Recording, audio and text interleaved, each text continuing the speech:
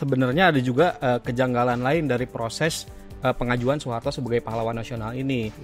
Jadi di tahun 2025 ini, Ci, dia gak melalui proses dari bawah. Dan ternyata hasil seleksi itu meskipun tidak lolos, langsung diserahkan oleh Menteri Sosial kepada Ketua Dewan Gelar, yakni dari Gus Ipul ke Fadlizon, dan dari Fadlizon langsung ke Prabowo. Jadi mulus jalannya. Eva Sundari ini cerita, kemarin gue ketemu sama dia kan, Kang. Jadi Eva Sundari ini cerita bahwa setelah Soeharto diajukan dan ribut sekarang, dia itu merasa menyesal karena merasa terjebak mengajukan Marsina menjadi pahlawan nasional. Jadi kalau hari ini atau nanti 10 November Soeharto bisa mendapatkan gelar pahlawan nasional, siapa motornya ini, Nil?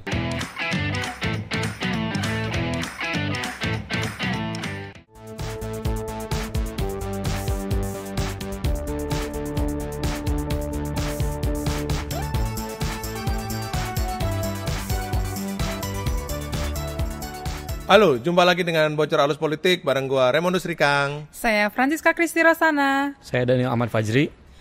Buat teman-teman yang ingin baca laporan Tempo, silahkan klik di link di deskripsi di bawah ini ya. Jangan sebarin dan baca konten bajakan ya, karena ada hak ciptanya. Dan untuk pemirsa, silakan langganan Tempo Plus untuk mendukung jurnalisme yang berkualitas. Narasumber kita malam ini Rano Karno, Kang. Aduh. Ya mirip dikit ya. Emang gue banyak dimirip-miripin sih sama orang, muka gue pasaran. Lo mirip Soeharto juga gak? Waduh, kalau itu. Oke, persis apa yang diomongin Cica ya. Jadi kita hari ini akan main soal pemberian gelar pahlawan nasional untuk Soeharto. Yang didukung oleh Jokowi. Jokowi mendukung Soeharto menjadi pahlawan nasional. Serius? Iya, jadi Jokowi tuh Kang Nil menyampaikan kalau setiap pemimpin itu pasti punya peran dan jasanya masing-masing gitu. Meskipun ada pro kontra juga. Jadi jangan-jangan Jokowi juga mau jadi pahlawan. Loh, nggak bener ini Cica ini. Maksudnya kan pahlawan untuk anak dan mantunya kan? Nah itu maksud gua. Oke. Lu langsung potong tadi. Bukan gelar-gelaran itu ya? Bukan gelar-gelaran, main iya. gelar-gelaran. Oke, sekarang kita mainkan gelar pahlawan yang beneran ini ya untuk Soeharto. Jadi Rabu Fadlizon berkunjung ke Istana Presiden, bertemu dengan Prabowo Subianto. 5 November ya? Iya, 5 November dan dia melaporkan progres pemberian gelar pahlawan untuk beberapa nama, sekitar 40 nama lah ya yang akan mendapatkan gelar pada 10 November, peringatan Hari Pahlawan. Salah satunya adalah Soeharto, mantan presiden Republik Indonesia. Di situ Fadlizon lagi-lagi mengeluarkan atau memberi pernyataan yang kontroversial, setidaknya menurut gue, karena ditanya tuh oleh wartawan soal rekam jejak Soeharto sebagai mantan presiden dan juga dalam rangka dia mau mendapatkan gelar pahlawan itu, Dan Fadlizon mengatakan bahwa tidak ada bukti bahwa Soeharto terlibat pelanggaran HAM, kira-kira begitulah. Dan ini gue kayak dejavu nih, Nil. Dejavu, iya kan? Yang soal pemerkosaan 98 gitu kan. Narasinya mirip dan sama, serupa bahwa tidak ada bukti yang menyatakan atau yang bisa menegaskan bahwa Soeharto terlibat dalam pelanggaran HAM itu gitu. Ya padahal kan Kang kita tahu juga ya bahwa Soeharto itu punya rekam jejak pelanggaran HAM. You name it lah, banyak, Talang Sari, juga ada catatan soal pelanggaran HAM tahun 1998 saat dia diruntuhkan. Juga mengenai peristiwa-peristiwa saat penumpasan PKI tahun 65, dan itu yang menjadi perhatian koalisi sipil kan sekarang. Mereka menyuarakan protes atas diajukannya Soeharto menjadi pahlawan nasional ini. Jangan lupa ada KKN juga, korupsi, kolusi dan nepotisme selama Soeharto memimpin dalam waktu 32 tahun itu, bisnis-bisnis yang terafiliasi dengan keluarganya dan sebagainya. Iya. Bukan hanya HAM sama KKN aja, Kang Nil, tapi juga kebebasan pers. Di era Soeharto itu nol. Kenapa? Karena Tempo juga dibredel Soeharto dua kali gitu, dengan pencabutan surat izin penerbitan kan waktu itu. Dan ini sekarang mau ditiru tuh gaya-gayanya, tapi dejavu dejavu dengan gaya yang baru, ya kan? Digugat di pengadilan lewat mekanisme perdata. Iya, benar, membangkrutkan media. Agak tanggung-tanggung ya, gugatannya sampai 200 miliar. 200 miliar. Ini pemberedelan gaya baru. Betul. Oke. Nah, kita kembali lagi nih ke soal pembahasan Soeharto sebagai pahlawan nasional. Rasa-rasanya juga bukan kali ini saja Soeharto diusulkan menjadi pahlawan nasional, tetapi yang tahun 2025 ini yang ya most likely hampir goal lah ya. Hampir pasti Soeharto mendapatkan gelar itu. Tapi sebelumnya Soeharto sudah 2 kali diusulkan sebagai pahlawan nasional. Pada tahun 2010 dan juga tahun 2015.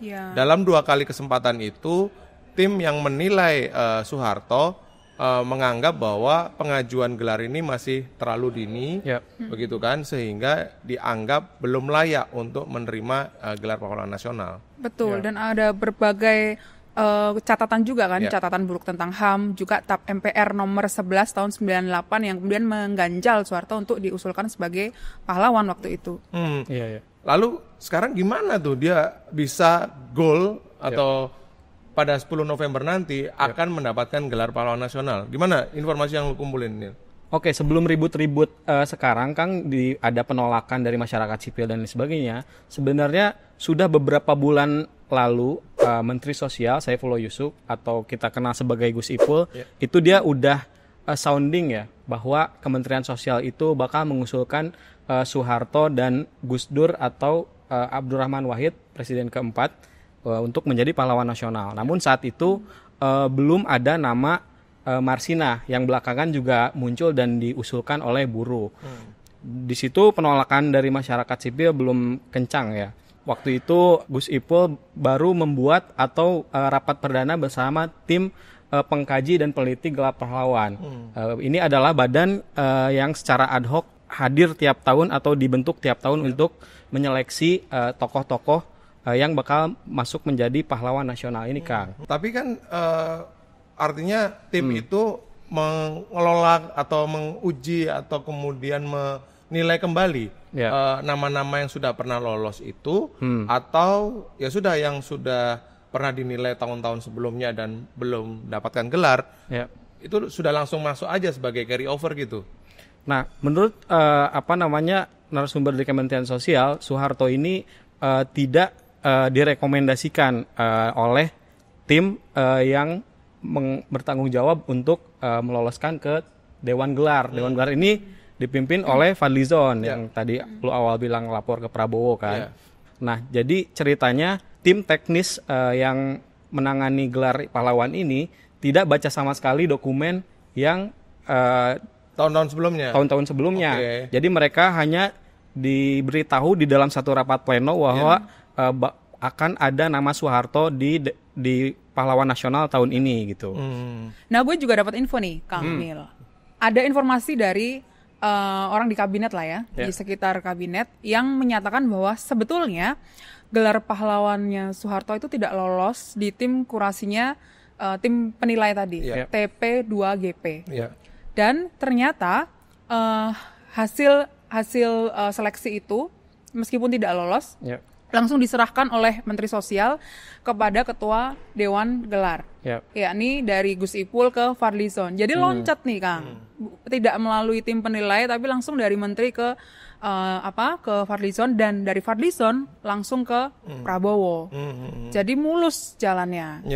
Dan sebenarnya kalau tim penilai ini betul-betul menelaah dan mengkurasi dan mengkaji betul kelayakan tokoh-tokoh yang akan menerima gelar pahlawan nasional ini, ya mestinya mereka mempertimbangkan betul rekam jejak, lalu juga bagaimana aspek-aspek legalitas.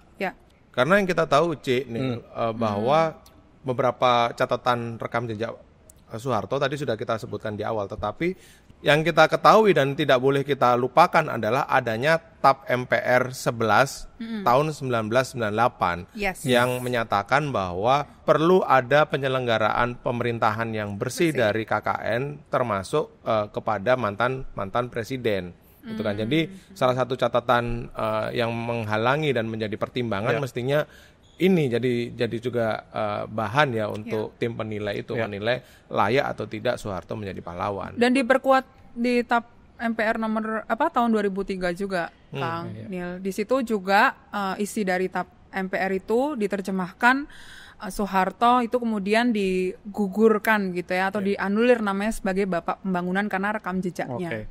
Iya, jadi Kang Ca, sebenarnya ada juga kejanggalan lain dari proses pengajuan Soeharto sebagai pahlawan nasional ini. Sebab pengajuan tokoh menjadi pahlawan nasional itu kan semestinya dari bawah ya. Sebelum ke pusat ada namanya tim peneliti dan pengkaji gelar pahlawan dari daerah. Itu diproses dari kabupaten ke provinsi.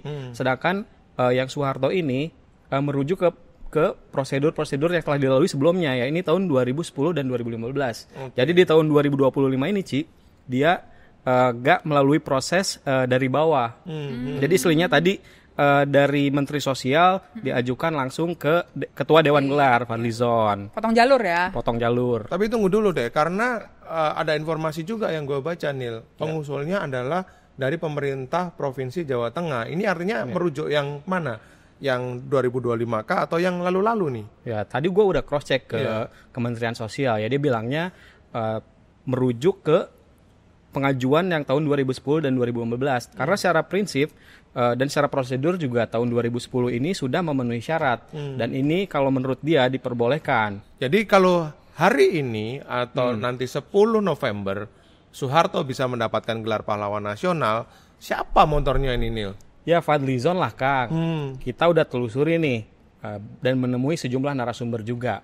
Tapi kita simpan ceritanya ya di majalah Tempo. Makanya untuk teman-teman jangan lupa langganan majalah Tempo atau Tempo Plus. Oh, ada mantap. Tapi kan Fadlizon tentu tidak bekerja sendiri dalam arti dia adalah ketua Dewan Gelar gitu kan. Tapi mesti ada tokoh-tokoh lain nih yang juga entah mengusulkan, mendorong atau membuat satu kamuflase taktik gitu ya agar pemberian gelar kepada Soeharto ini bisa mulus, smooth dan lain sebagainya gitu.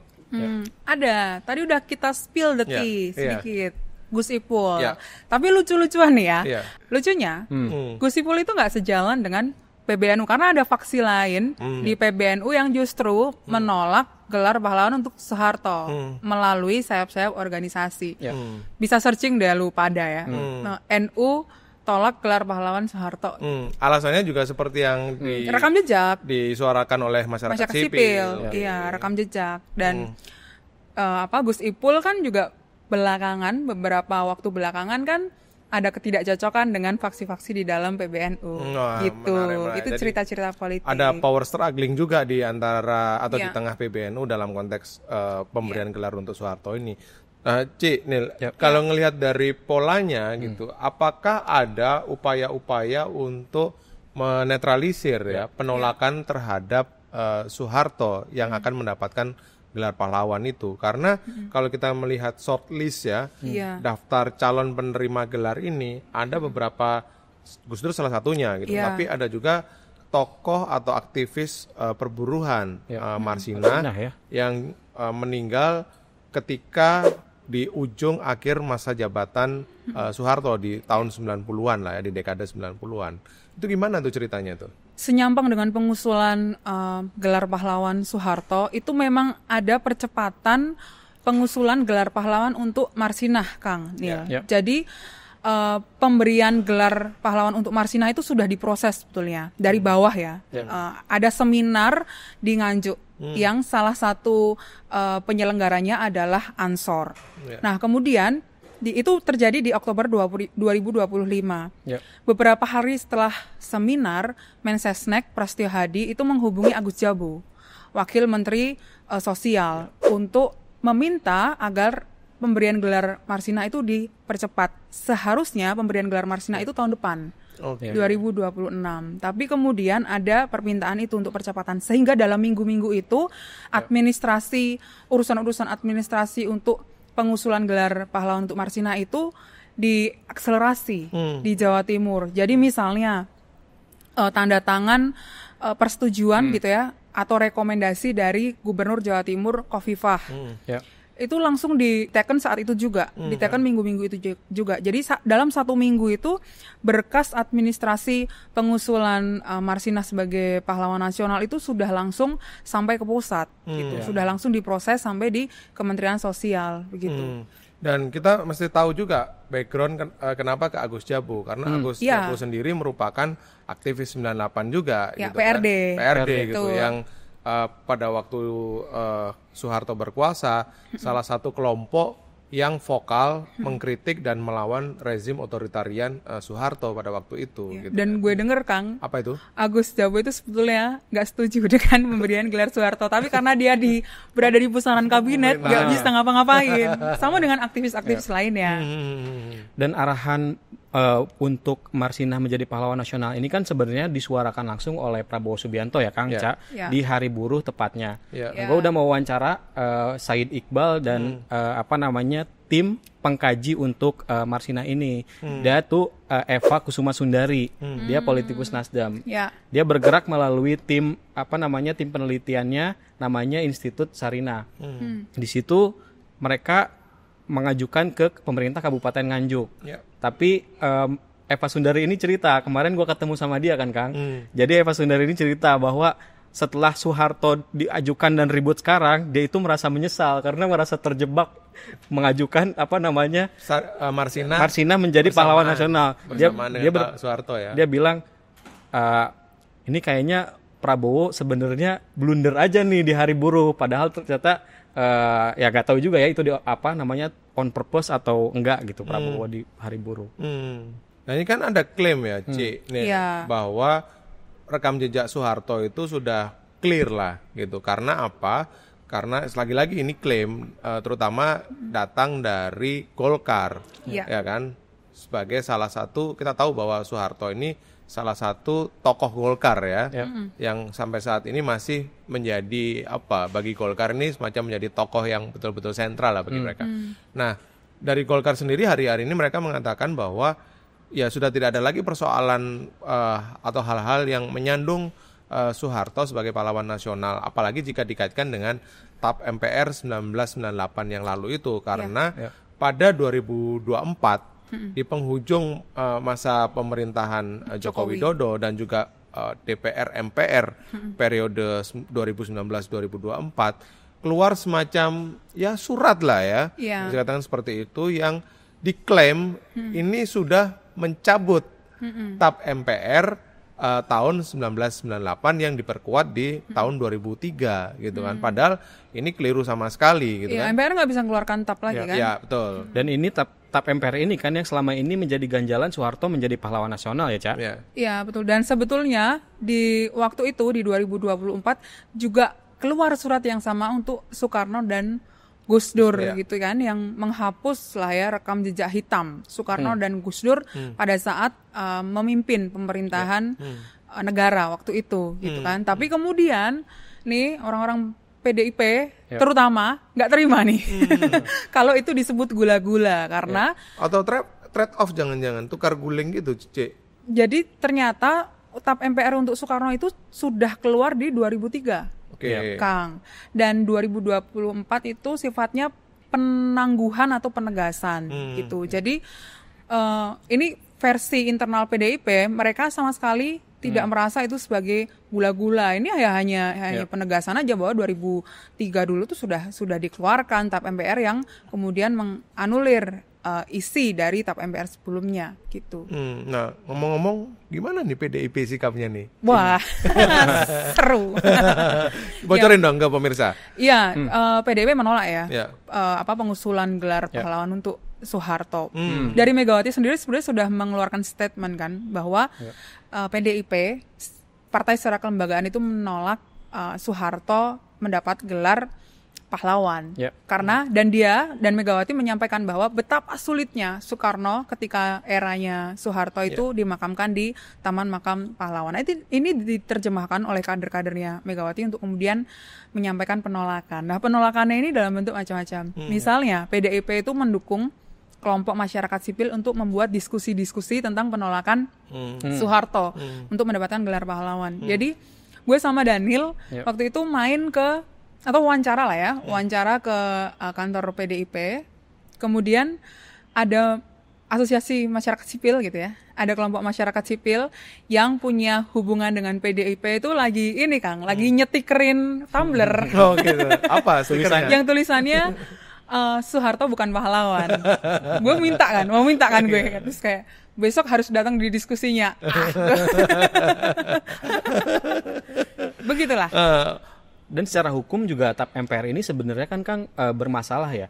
Karena TAP MPR ini tidak bisa cuma-cuma dibatalkan dengan surat yang dikeluarkan oleh pimpinan. Nah, ini juga gue udah wawancara sama pakar hukum tata negara ya untuk membahas ini. Bahwa setelah amandemen Undang-Undang Dasar 1945 awal 2000-an, MPR ini tidak bisa mengeluarkan TAP yang bersifat regeling atau regulasi yang mengatur gitu.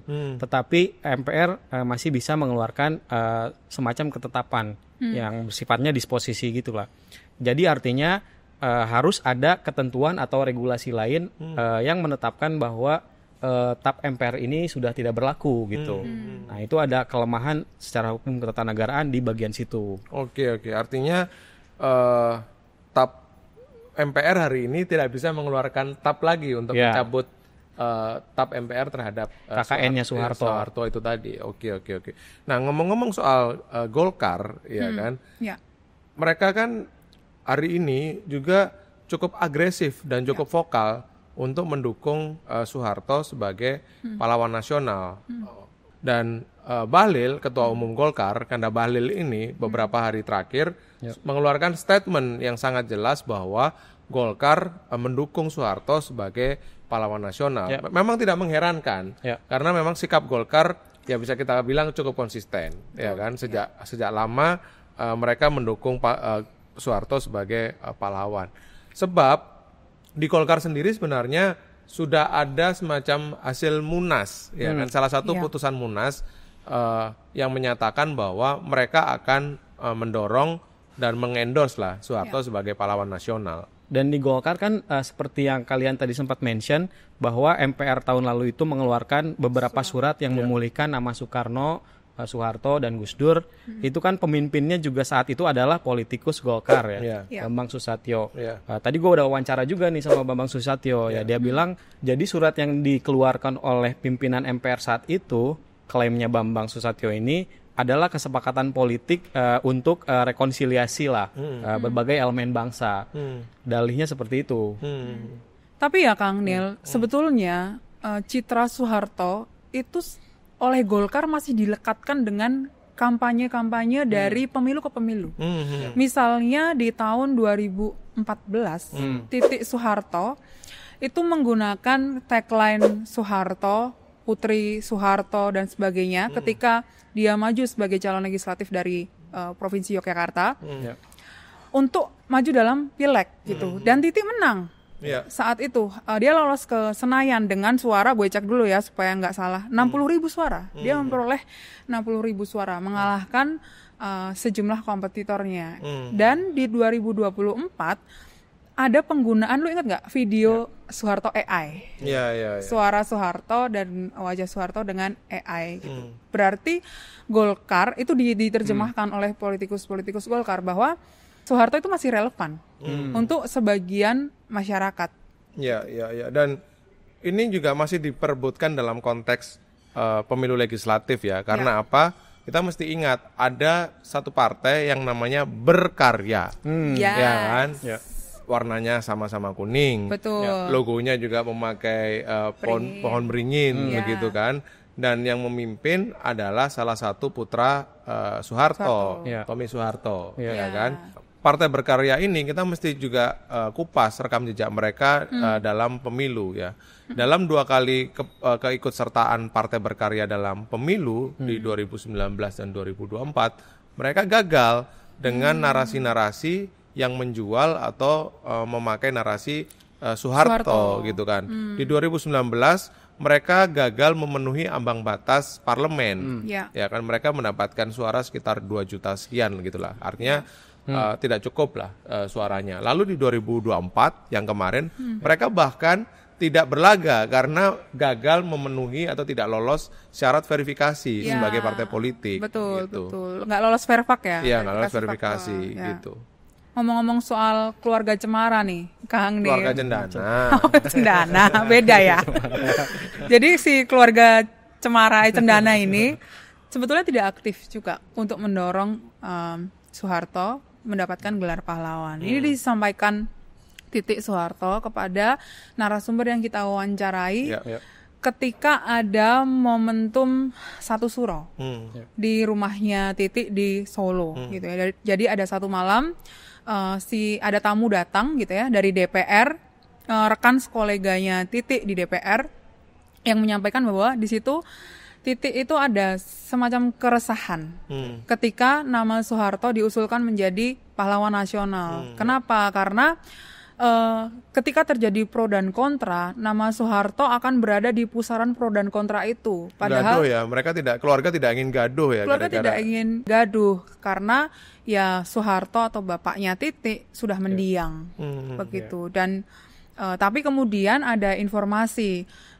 beberapa waktu yang lalu ketika Titik Soeharto akan berkunjung untuk kunker ke Papua sebagai atribusinya sebagai ketua komisi 4 gitu ya di DPR, itu kemudian ada pengkondisian masyarakat transmigrasi di era Soeharto itu untuk menggunakan baju-baju bergambar Soeharto.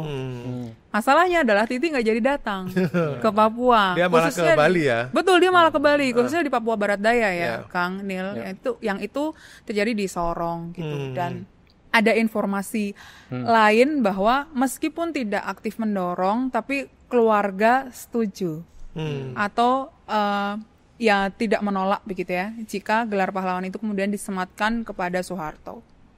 Oke, jadi bagaimana nih Kang kita menyikapi pemberian gelar pahlawan ke Soeharto kali ini?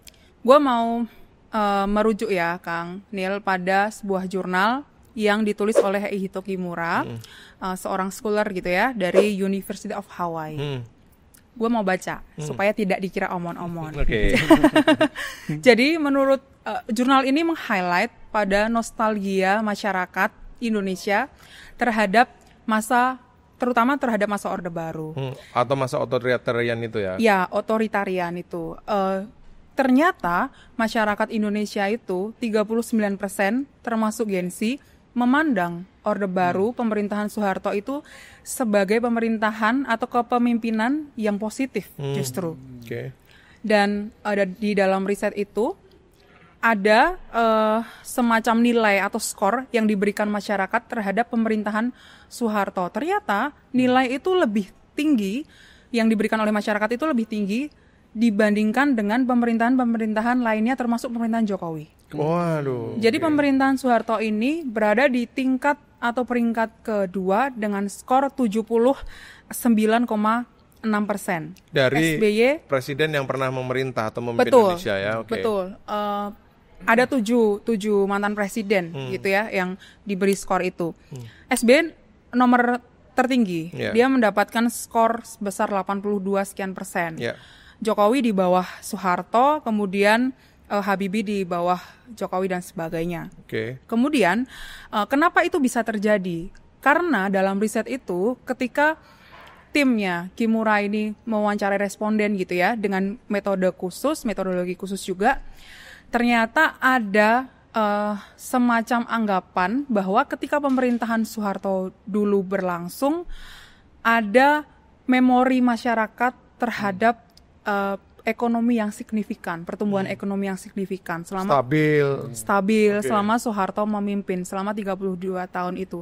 Dan hanya kurang dari 40%, hanya 30 sekian persen masyarakat yang teringat pada masa-masa kelam, termasuk terhadap penculikan aktivis yang terjadi di era pemerintahan Soeharto, di era Orde Baru.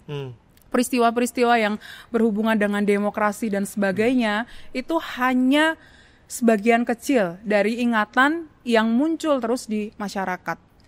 Bahkan bukan hanya generasi X dan generasi Z gitu ya, di milenial pun yang sebagian merasakan Orde Baru juga sebagian besar memandang positif Soeharto, pemerintahan Soeharto waktu itu. ada nggak suatu ungkapan atau temuan dari Kimura itu terhadap satu kondisi psikologis masyarakat Indonesia ya, sehingga mereka ketika figur Soeharto atau seperti Soeharto ini hadir, dan kita tahu dia pemimpin yang ya pada satu sisi dia mengutamakan stabilitas, tapi di satu sisi dia adalah otoriter nih gitu kan, sehingga ada pemimpin seperti ini tapi kok tetap selalu dirindukan gitu atau selalu dianggap positif gitu oleh masyarakat. Ya, label positif itu ternyata Kang bukan hanya berkaitan dengan stabilisasi ekonomi dan politiknya saja, tapi ternyata juga label Soeharto sebagai bapak negara. Jadi ketika memerintah, Soeharto itu membangun konsep sebuah negara itu seperti keluarga, dan dia adalah bapaknya. Dia menjaga quote and quote harmonisasi dengan tadi ya, dengan tangan-tangan otoriternya untuk menjaga agar tone yang terjadi dari sisi politik, sosial dan sebagainya itu tidak bergejolak. Tidak ada konflik. Harga bahan pangan murah dan lain sebagainya itu yang dipakai agar bangunan tanda kutip keluarga ini tidak runtuh begitu, tidak bergejolak terlalu dalam gitu ya. Ya, tapi ada kesimpulan yang menarik bahwa sebetulnya dengan postur atau gambaran masyarakat yang masih bernostalgia dengan Soeharto, ini menunjukkan bahwa sebetulnya masyarakat yang memandang positif Soeharto itu tidak melihat bahwa figur pemimpin demokrasi itu yang mereka inginkan. Figur pemimpin yang mengedepankan demokrasi itu yang mereka inginkan. Jadi ada semacam pandangan bahwa pemimpin yang otoriter, yang berasal dari background militer dan sebagainya itu sebagai pemimpin yang ideal. Gambarannya seperti itu. Nah, kalau gue tertarik pada perspektif untuk mempertanyakan pada basisnya, apa sih pahlawan itu? Kan? Karena ya kita tahu negara, pemerintah memberi gelar pahlawan, tetapi ya ada banyak sekali sosok atau tokoh atau figur yang sebenarnya secara jasa, secara tindakan, secara karya jauh lebih layak atau jauh lebih cocok dianggap atau mendapatkan gelar pahlawan itu sendiri tanpa kemudian diformalkan lewat pemberian gelar oleh pemerintah. Kita pernah mendengar ungkapan dari wakil presiden kita yang pertama, Bung Hatta. Bung Hatta itu ketika sebelum meninggal, dia memberikan statement yang tegas bahwa saya tidak ingin dimakamkan di Taman Makam Pahlawan. Dia tahu karena apa? Karena di Taman Makam Pahlawan itu dia akan berkumpul ya atau bersama-sama dengan orang-orang yang punya rekam jejak yang tidak benar gitu. Karena itu kemudian Bung Hatta memilih untuk dimakamkan di Tanah Kusir gitu kan. Dan pemberian gelar pahlawan itu ya tradisi yang sangat militeristik, fasis gitu kan. Orang-orang yang masuk sana adalah orang-orang yang pernah mendapatkan tanda jasa ini, tanda jasa itu, dan ketika dikuburkan memakai tradisi-tradisi militer gitu. Jadi arti atau makna pahlawan sendiri itu perlu kita pertanyakan. Yang kedua, jika kemudian berkaitan dengan Soeharto, ya kita sendiri mesti kembali pada rekam jejak dan juga penilaian terhadap Soeharto. Kita sudah membahasnya di awal tadi bahwa masih banyak rekam jejak Soeharto terkait dengan hak asasi manusia, KKN, begitu kan, yang membuat dia ya tidak layak lah untuk mendapatkan gelar pahlawan itu. Toh Kang sebetulnya ya, tanpa gelar pahlawan, presiden atau mantan presiden itu sudah mendapat 14 tingkatan gelar jasa atau gelar kehormatan. Jadi ya sudah cukup nih kalau kata sejarawan-sejarawan yang menolak gelar pahlawan untuk Soeharto itu. Ini cukup ya kita membahas pemberian gelar pahlawan untuk Soeharto ini, dan lengkapnya nanti pemirsa bisa membaca di majalah Tempo atau berlangganan Tempo Plus. Saksikan terus Bocor Alus Politik di YouTube Tempo.co, dan kalian bisa dengarkan juga di Spotify Bocor Alus Politik. Sampai jumpa. Dadah.